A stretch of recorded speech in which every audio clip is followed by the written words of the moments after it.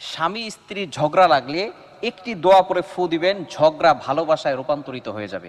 বর্তমানে আমাদের সমাজের ভিতরে বিগেস্ট প্রবলেম হচ্ছে স্বামী স্ত্রীর ভিতরে মিল মোহাব্বত নাই। স্বামী স্ত্রীকে দেখতে পারে না, স্ত্রী স্বামীকে দেখতে পারে না, স্ত্রীকে সহ্য হয় না, অনেক সময় স্ত্রী স্বামীকে সহ্য করতে পারে না।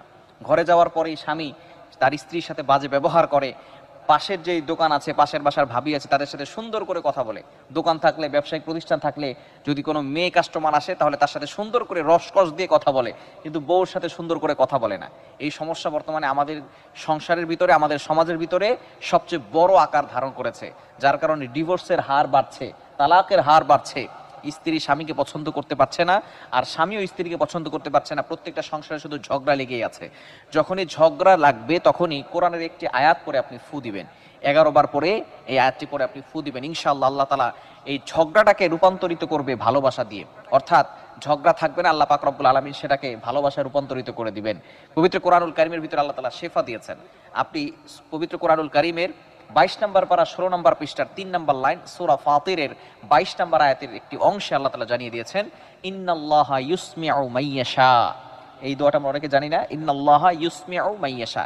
ছোট্ট একটি কোরআনের আয়াতের একটি অংশ, সূরা ফাতিরের 22 নম্বর আয়াতের একটি অংশ।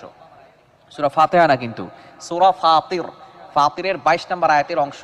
এটা কিভাবে পড়বেন? যদি কখনো দেখছেন যে স্বামী রাগান্বিত হয়ে গেছে, স্বামী ঝগড়া করতেছে অথবা স্ত্রী ঝগড়া করতেছে, তখন আপনি আউযুবিল্লাহ বিসমিল্লাহ সহকারে প্রথমে একবার দুরূদ শরীফ পড়বেন, এরপর আউযুবিল্লাহ বিসমিল্লাহ পড়ে ইন্নাল্লাহা ইউসমিউ মাইয়াশা এটা আপনি 11 বার পড়বেন, পড়ে তার চেহারার দিকে আপনি ফু দিবেন, এরপরে আবার দুরূদ শরীফ পড়বেন। ইনশাআল্লাহ সে যদি রাগান্বিত হয়ে থাকে তার রাগ কমে যাবে। সে যদি ঝগড়া তর্ক করার জন্য তাকে শয়তান ধোঁকা দেয়, সে নিজে ইচ্ছা করে নফসের ধোঁকার কারণে সে ঝগড়া করতে চায়, আল্লাহ পাক রব্বুল আলামিন সেই ঝগড়াটাকে দূর করে দিবেন, রাগ কমিয়ে দিয়ে স্বামী স্ত্রীর ভিতরে মিল মহব্বত বৃদ্ধি করে দিবেন। খুবই চমৎকার একটি আয়াতের আমল। এই আয়াতের আমলটি করতে পারলে অবশ্যই আল্লাহ পাক রব্বুল আলামিন ঝগড়াটাকে দূর করে দিয়ে আল্লাহ পাক রব্বুল আলামিন ভালোবাসায় রূপান্তরিত করে দিবেন। তবে অবশ্যই আমাদের খেয়াল রাখতে হবে, দুইজন আমরা কখনো একসাথে রাগ করব না।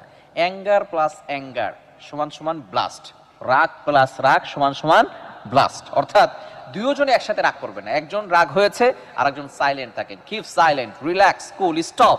আপনি একবারে চুপ হয়ে যান। হ্যাঁ, আপনার ভুল নাই, সে ভুল করছে, তারপরে সেই আপনাকে ঝগড়া করতেছে আপনার সাথে, আপনাকে ধমক দিচ্ছে, তারপর আপনি চুপ হয়ে যান। যখন তার মাথা ঠান্ডা হবে তখন আপনি তাকে বোঝান যে এটা এরকম ছিল না, এটা এরকম ছিল, এটা আপনি তাকে বুঝিয়ে বলেন যখন তার মাথা ঠান্ডা হবে। কিন্তু যখন মাথা গরম থাকবে আপনার কোনো কথাই সে তখন শুনতে চাইবে না, আপনার কোনো কথাই তার ভালো লাগবে না। সে আপনি যত যুক্তি দেন, আপনি যতই যুক্তি দেন এবং তর্ক করেন, আপনার কোনো যুক্তি কোনো তর্ক সে মেনে নেবে না। তখন আপনার উপরে সে বিজয় হওয়ার জন্য সে অন্য ধরনের তর্ক যুক্তি সে বের করবে। এজন্য যখন রাগের মাথায় থাকবে সে কথা বলতেছে বলুক, যখন সে মাথা ঠান্ডা হবে তখন আপনি কথা বলবেন। এই জন্য অবশ্যই তর্ক করা থেকে দূরে সরে আসতে হবে। ভালোবাসার ভিতরে, স্বামী স্ত্রীর ভিতরে মহব্বত থাকবে, মাঝে মধ্যে ঝগড়া হবে, এগুলো আমরা মানুষের কাছে না বলে নিজেরাই মিটমাট করে নিব। এবং যখন একজন তর্ক করবে, একজন ঝগড়া করবে, তখন আরেকজন অবশ্যই চুপ থাকার চেষ্টা করবে। তাহলেই সংসারের ভিতরে শান্তি আসবে ইনশাআল্লাহ। আল্লাহ তাআলা আমাদের সকলকে আমলটি করার তৌফিক দান করেন।